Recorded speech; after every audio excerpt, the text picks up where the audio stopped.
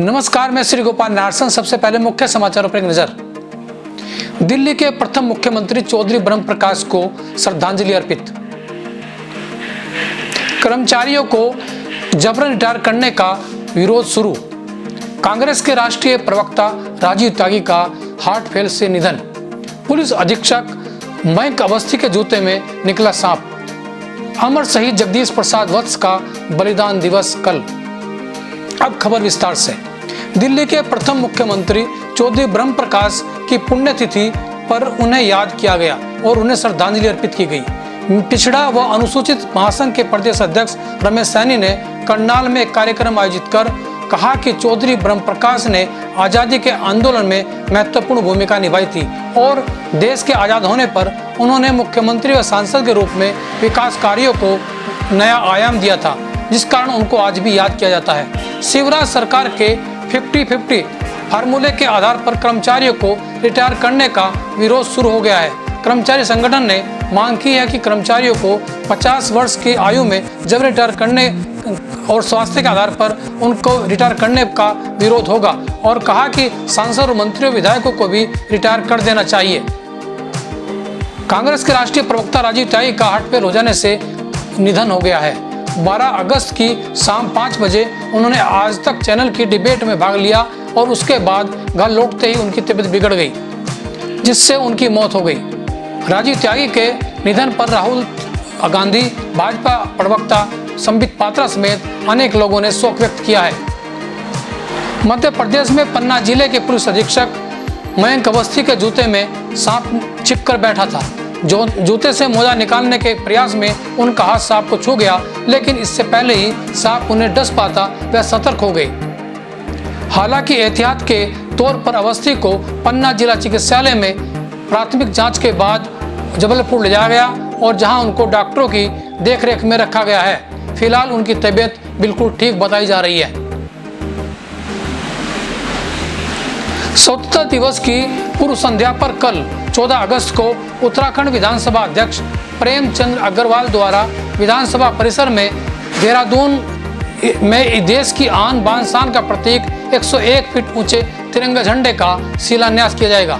वहीं 14 अगस्त को 17 वर्षीय अमर शहीद जगदीश वत्स का बलिदान दिवस भी है, जिनको श्रद्धांजलि अर्पित करने के लिए भल्ला पार्क में कार्यक्रम आयोजित किया जाएगा। वहीं ऋषिकुल में भी एक कार्यक्रम आयोजित होगा। अब खबरें सहारनपुर से। शारदा नगर में नगर निगम की टीम ने सड़कों पर हो रहे अतिक्रमण को हटवाने का कार्य जैसे आरंभ किया, वैसे ही व्यापारियों ने उनका विरोध शुरू कर दिया, जिस कारण नगर निगम को पुलिस बल के जरिए अतिक्रमण हटवाना पड़ा।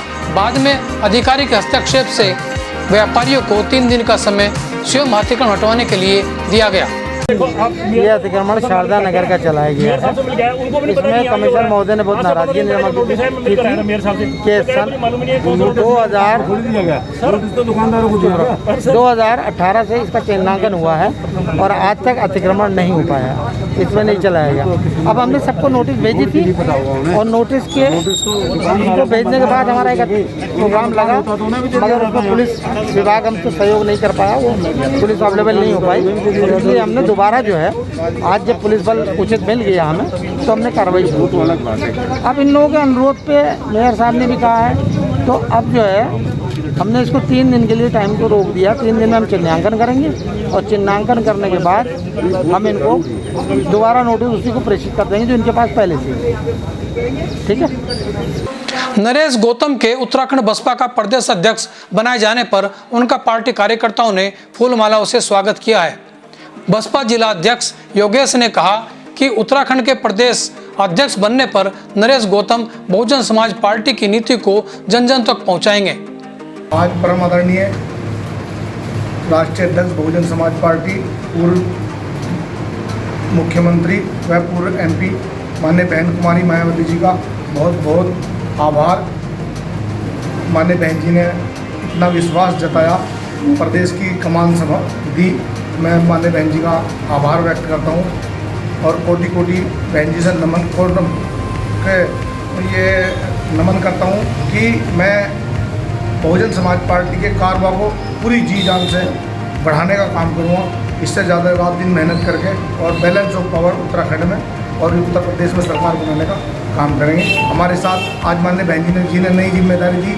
सतीश कुमार जी हैं, विधानसभा अध्यक्ष रहे 10 साल तक मीरापुर से, मुजफ्फरनगर के जिला अध्यक्ष बनाए। दूसरे पाल समाज से जो राकेश पाल हैं, उन्हें माननीय बहन जी ने जिला अध्यक्ष शामली बनाया है। वो लंबे समय से जोन पर काम कर रहे थे। माननीय बहन जी ने पिछड़ों को पूरा सम्मान देते हुए पाल समाज को बनाया। माननीय बहन नागल रोड स्थित बडोली फार्मेसी में प्राइवेट ITI मैनेजमेंट एसोसिएशन की बैठक आयोजित की गई।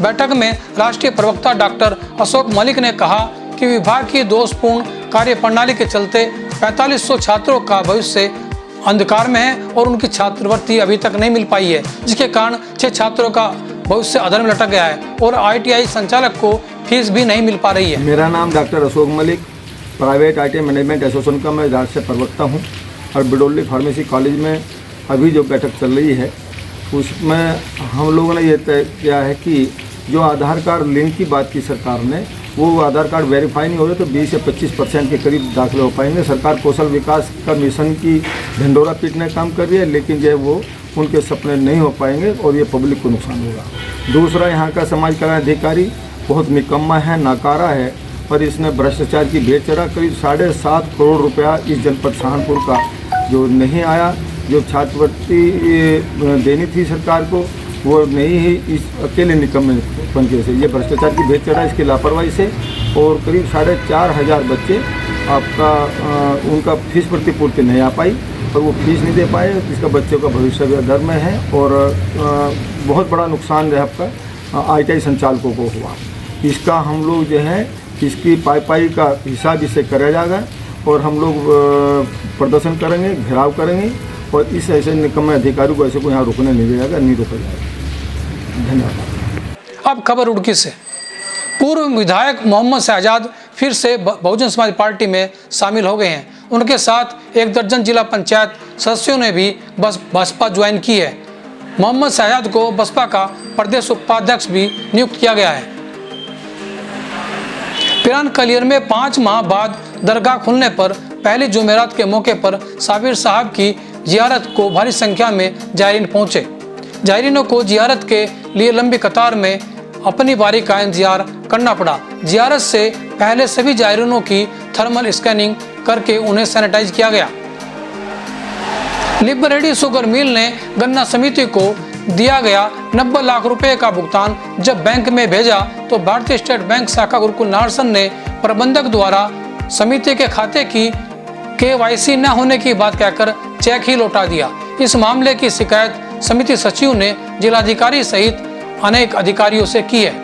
रुड़की में बरसात के चलते सड़कें पूरी जर्जर हालत में हैं और गड्ढा युक्त हो गई है, जिस कारण चलना मुश्किल हो गया है। चाहे वो रेलवे रोड से गणेशपुर मालवीय चौक हो या फिर अंबर तालाब हो या फिर रामनगर हो या सिविल लाइन हो, हर जगह सड़कों में गड्ढे हैं और जिस कारण आए दिन दुर्घटनाएं हो रही हैं और आम लोगों का जीना मुहाल हो गया है। कई बार इसकी शिकायत नगर निगम से भी की गई, प्रशासन से भी की गई, लेकिन अभी तक जो सड़कों में गड्ढे हैं उनको भरा नहीं गया, जिस कारण से जल भराव के कारण आए दिन दुर्घटनाएं हो रही हैं, जिससे जनता त्रस्त है।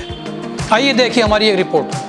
सरकार को इस पर ध्यान देना चाहिए। इससे पहले कोई दुर्घटना घटे, पिछले साल भी आपने देखा था ऐसे ही दुर्घटना घटी थी और रुड़की निवासियों ने अपनी जान गंवाई थी इन सड़क हादसों में गड्ढों की वजह से।